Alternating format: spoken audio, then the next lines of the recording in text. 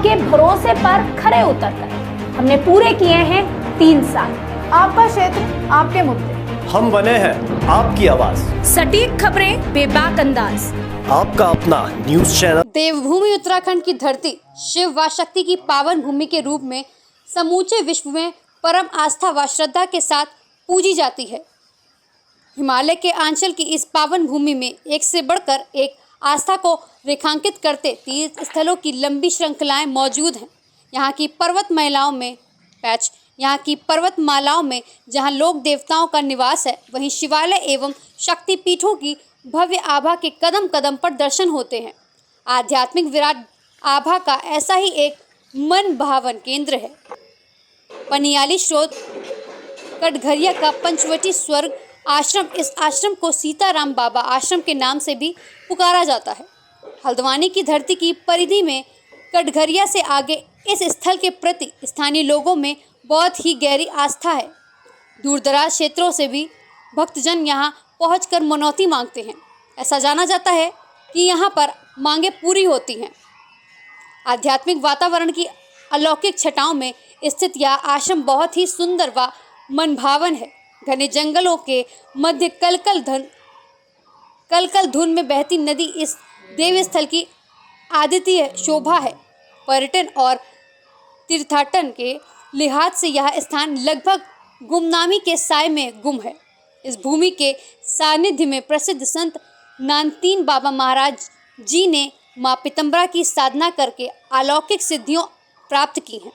यह भूमि महान संतों की साधना भूमि का केंद्र रहा है। उत्तराखंड के परम पवित्र 4 धामों के समान ही क्षेत्र में प्रवेश के 4 द्वार, जिनमें टनकपुर, हल्द्वानी, कोटद्वार और ऋषिकेश का भी सदियों से अपना एक विशेष महत्व रहा है। पर्वतीय एवं मैदानी क्षेत्रों के यह संधि स्थल जहां अपनी प्राकृतिक सुंदरता से अभिभूत भी है, वहीं इनके आंचल में अध्यात्म की आभा भी समाई है। सुंदर आभा मंडल को अपने आंचल में समेटे पनियाली स्रोत के सीताराम बाबा स्वर्ग आश्रम का हल्द्वानी के निकट होने के बावजूद भी विकास न हो पाना व गुमनामी के साए में होना कहीं न कहीं इस स्थल की उपेक्षा को दर्शाता है।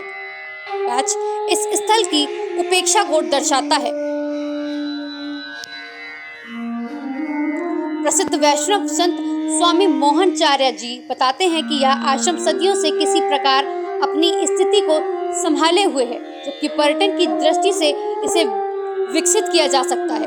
बताते हैं कि आज से लगभग 35 वर्ष पूर्व महान तपस्वी योगी श्री 1008 सीताराम महाराज जी यहाँ निरंतर साधना में संलग्न रहते थे।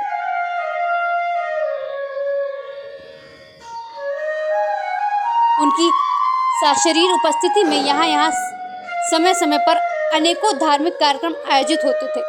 संत महात्माओं व दर्शनार्थियों का यहाँ निरंतर आवागमन लगा रहता था। प्रत्येक कार्तिक पूर्णिमा के पावन अवसर पर विशाल मेला लगता था, जिसमें पश्चिमी यूपी और उत्तराखंड के हजारों भक्त व दर्शनार्थी प्रसाद ग्रहण करते थे।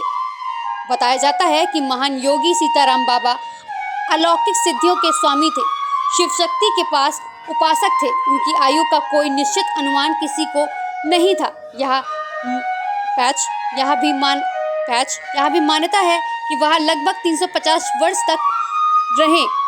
उनके स्वधाम गमन के बाद इस स्थान की रौनक गुमसुम सी हो गई है।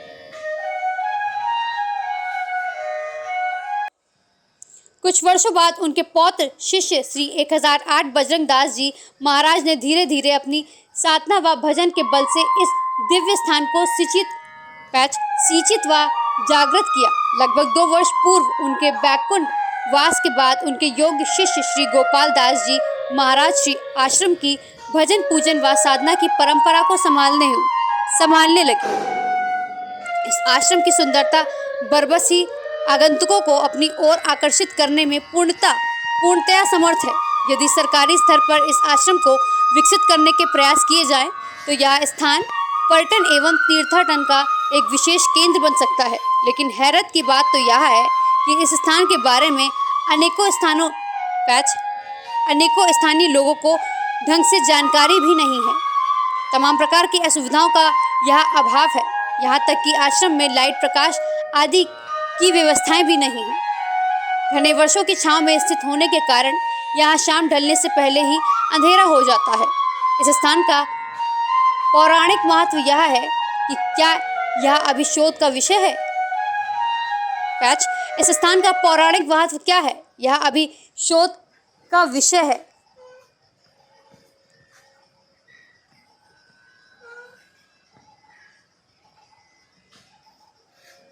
हल्द्वानी से रमाकांत पंत की खास रिपोर्ट।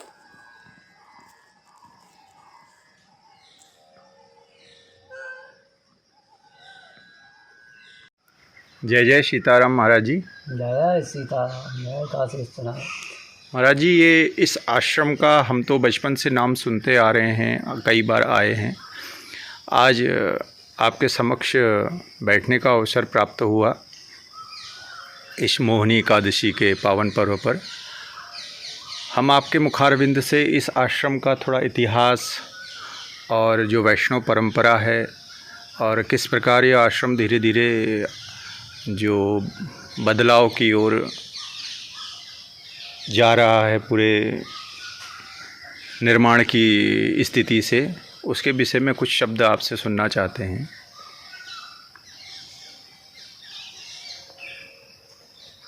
ये जैसे 100 साल हो गए हैं, 100 साल पुराना जी है। जी जी यहाँ हमारे इससे पहले सीताराम महाराज करके कहते थे। जी जी प्रसिद्धि जी सीताराम नाम से थी। जी जी तो पहले वो रहे यहाँ पे, कई जगह रहे वो पहाड़ों में। जी उसके बाद अपने आखिरी जो है 25, 30, 40 साल करीब जी जी वो यहीं बिताए उन्होंने, और यहीं शरीर छोड़ा। फिर यहाँ दादा गुरु रहे उन्हीं के शिष्य। फिर यहाँ गुरु जी रहे। क्या नाम रहा गुरु जी का? गुरु जी का नाम श्री 108 ब्रजेंद्र जी महाराज। जी जी जी हाँ उसके बाद आप श्रीमान अभी यहाँ पर चौथी पीढ़ी के। हाँ, अभी हम 2 गुरु भाई हैं। एक बद्रीनाथ रहते हैं, जी जी जी फिर यहाँ आ जाते हैं। फिर बहुत बंद होते हैं तो नहीं तो फिर अपना भ्रमण में ही रहते हैं। हाँ, तो आपके सन्मुख यहाँ पर काफ़ी निर्माण। निर्माण मत करो। क्या निर्माण? तो महाराज जी, किस वैष्णव संप्रदाय के किस अखाड़े से आपका संबंध हुआ? हमारा ये दिगंबर अखाड़ा है और रामानंद दिगंबर अखाड़ा। रामानंदाचार्य हमारे आचार्य हैं इसको। जी जी जी हाँ, तो आपका अधिकतर समय यहीं बीतता है? हाँ, पूरा 24 घंटा। अच्छा, तो अन्य महात्माओं का आना जाना भी लगा रहता होगा लोग यहाँ? आते हैं सभी। वैसे ही थोड़ा आउटसाइड है, एकदम कोने गुप्त स्थान है, मतलब है। जी जी जी साधना के लिए उपयुक्त स्थान है। हाँ, कठोर साधना के उपयुक्त स्थान है। जी